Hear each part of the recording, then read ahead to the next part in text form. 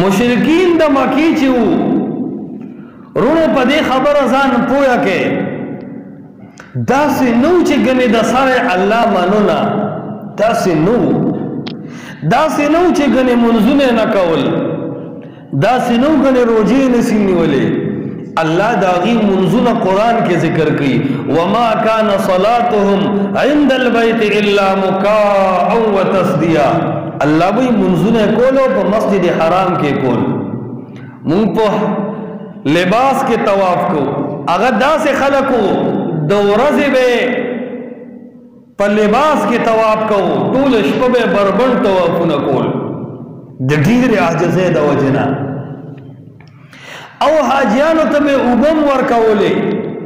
جمعتونه هم جوړول او الله یې هم منو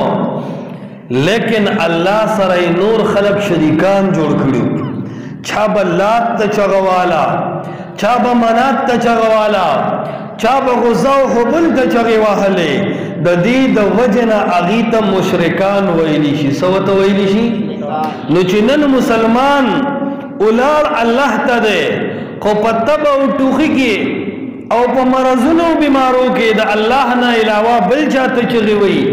دا مسلمان د کلمې په نوم باندې د شرک په لار روان دی که نه دی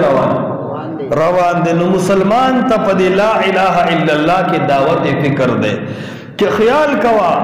تا خو یو ځلې لا اله الا الله ووې خدا بعضې خبرې دا لا اله الا الله والا ایمان ماتی که سړی د زمزم په اوبو باندې اودس وکړي د زمزم اوبه خو پاکې دي که نه دي پاکې ټول خلک مقدس او پاکې ګڼي که نه ګڼي او واقعي چې الله ورته یو مقام ورکړی دی که د زمزم په اوبو باندې اودس وکړي خو چې متیازې دې وکړې نو اودس مات شو که مات نه شو